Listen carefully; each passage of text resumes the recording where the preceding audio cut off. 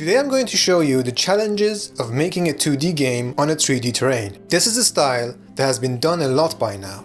I think the first time I saw it was Pokemon Black and White, and the more recent example is Octopath Traveler. Different games achieve this by using different methods, and in this video I'm going to show you my methods, and also the challenges that I had to face. The number one challenge was the downwards attack. See, on my sprites, every action the player performs happens above the feet, but the downward strike happens below the feet, and this caused the sword to clip through the 3D ground. To fix this, I separated the sword and made a separate sprite for it, for each attack frame, and I bent it like this. So far, this is the only sprite animation that has required me to do this. Now let's have a look at shadows. Shadows in this game are done in three different ways. First, we have the 3D terrain shadow. It uses real shadows rendered by the game engine. The second type is the shadow that is part of the vertical sprite, like this right here.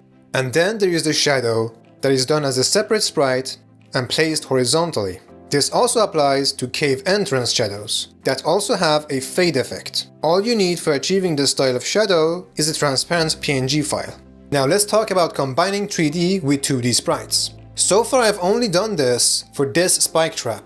The frame is the 3D object, but the individual spikes are sprites. When doing things like this, you have to take care that the pixel size between the sprites and the texture on the 3D object stays relatively the same size. You can also see me do this for these decorative objects on the 3D table and shelves. Keeping the pixel size the same between 3D textures and sprites is not always possible.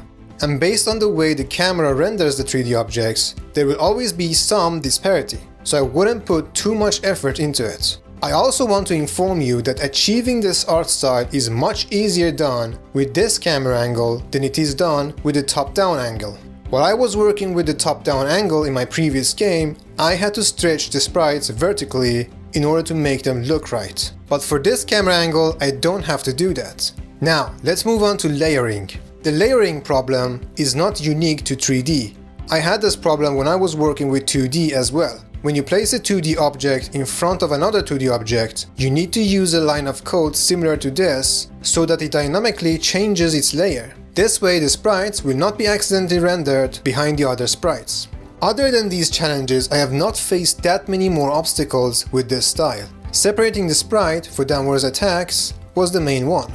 At the same time, I also want to say that if you are new to game design, I would not recommend this style for your first project. I would recommend that you first make a fully 2D game, and once you have mastered it, maybe for your second game project, do it this way. Thank you for watching, I hope you learned something from this video. And if you wish to support me, please wishlist my game, link in the description below. Bye!